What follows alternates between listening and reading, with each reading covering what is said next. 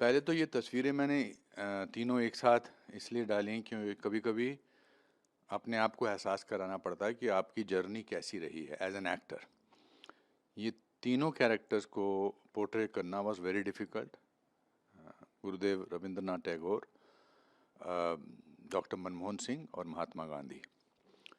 और हर एक्टर की एक इच्छा होती कि इनमें से कोई एक हिस्टोरिकल फिगर करने को मिल जाए, तो मुझे तीनों का अवसर प्राप्त हुआ।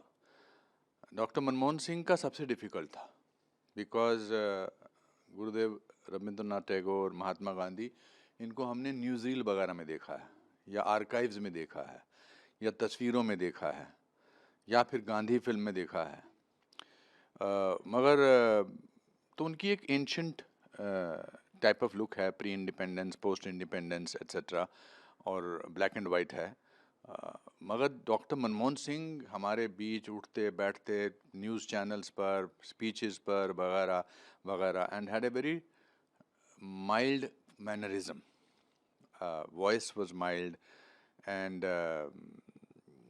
the whole persona was difficult and it was on an edge. The character था वो ब्लेड के एज की तरफ होता है कि थोड़ा सा इस तरफ गए तो कटा, थोड़ा सा इस तरफ गए तो कटा। तो और फिर ये मैं वैसे नॉर्मल चलता था बिना दाढ़ी के और बिना पगड़ी के, तो समझ में नहीं आता था। फिर तो 5-6 महीने मैंने इसकी रिहर्सल की, उनके मैनरिज्म से, उनके कैसे वो बैठते हैं, कैसे वो चलते हैं।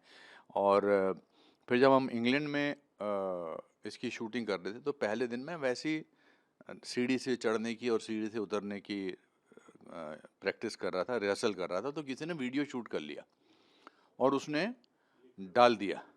वो वायरल हो गया।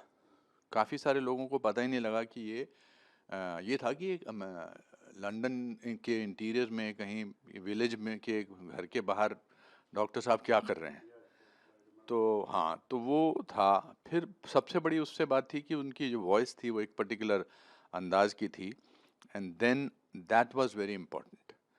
तो मैंने एक किसी के साथ अपने दोस्त के साथ मैंने ऐसे ही मजाक किया था, तो उनकी आवाज़ में मैंने उसको फ़ोन किया था कि हम प्रधानमंत्री ऑफिस से बोल रहे हैं और ऐसे कुछ करने के लिए, मेरा दोस्त है दिल्ली में। तो he almost believed that because that was my test. But so I just wanted to prove to myself that हर कुछ सालों बाद लगता है कि इतना काम कर लिया है, तो अब कैसे अपने काम को डिफ़िकल्ट करें। तो डॉक्टर साहब का तो मनमोहन जी का तो ये था, I wish I could show him the film और show him my performance, but it could not happen because लोगों ने फिर उसको अलग अलग अंदाज में बोलना शुरू कर दिया उसके बारे में। जी जी, बंगाल फाइल्स में मैं जब विवेक ने डिसाइड किया कि मैं महात्मा गांधी का रोल करूंगा, तो फिर मैं 1 साल के लिए वेजिटेरियन हो गया, no drink etcetera etcetera, because internalise करना चाहता था। बेन किंग्सले ने बहुत ही बढ़िया तरीके से इस रोल को किया था। और जब आप तस्वीर देखते हैं तो तीनों तस्वीरें बिल्कुल, बहुत सारे लोगों के जो कमेंट्स उसमें आए हैं कि बहुत ही मिलते जुलते हैं। देर इज़ नो, जिसे कहते हैं ना कि टचअप नहीं है किसी में भी, किसी में कोई प्रोस्थेटिक्स नहीं है, किसी में कोई एक्सटर्नल फैक्टर नहीं है कि वो कुछ जो करते हैं ऐप वगैरह इस्तेमाल करके। ये भी इट वाज डिफ़िकल्ट। मैंने बहुत साल पहले राज से स्वराज करके, मेरे फिल्मों में आने से पहले एक सीरीज़, नहीं 1984 में आ गया था, अमाल अलाना जी ने बनाया था राज से स्वराज। उसमें मैंने गांधी का टीवी सीरीज़ पे रोल किया था, बट एक एपिसोड था। But again it was the most difficult thing to do because सबको पता है गांधी जी ऐसे लगते हैं और बेन किंग्सले इतना, और मेरा रोल उसमें एक चैप्टर है। मेरा रोल उसमें बंगाल फिल्म में is not about Gandhi ji, it he appears in the various things. Again, the idea was to test yourself. And Rabindranath ji का जो है वो एक फिल्म के लिए किया है, मगर वो नहीं, ये फिल्म अभी आई नहीं है। और एक बंगाली डायरेक्टर हैं, वेरी वेल नोन एक्टर भी थे, उन्होंने कहा है कि इसके बारे में तब बात करेंगे जब ये फिल्म की तैयारी हो जाएगी। और पर मेरा दिल किया कि मैं ये 3 हिस्टोरिकल कैरेक्टर्स जो हैं वो मैं डालूं। हालांकि इमरजेंसी में भी मैंने किया था, बट वो नहीं डाला। हाँ, डालना चाहिए था, वो भी मुझे डालना चाहिए था। लोकनायक का, जयप्रकाश नारायण जी का कैरेक्टर भी किया है मैंने। मोदी जी का किरदार कौन निभा रहे हैं? हाँ, as an actor I think it will be interesting to play Modi ji. I don't know, कोई किसी को अच्छा स्क्रिप्ट लेके आना पड़ेगा।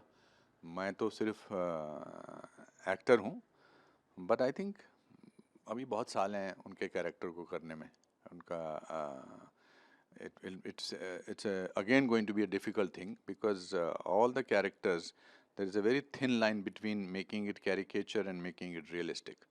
जब भी कोई प्रोड्यूस करना चाहे तो मैं ज़रूर कोशिश करूँगा। इंटरनल डिसिप्लिन उनका जो है ना, is very very interesting.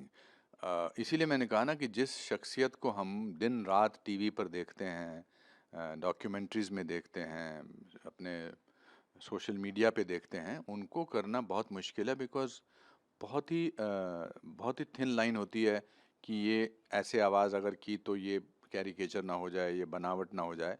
But उनका आई थिंक जो उनकी इंटरनल स्ट्रेंथ है, और उनका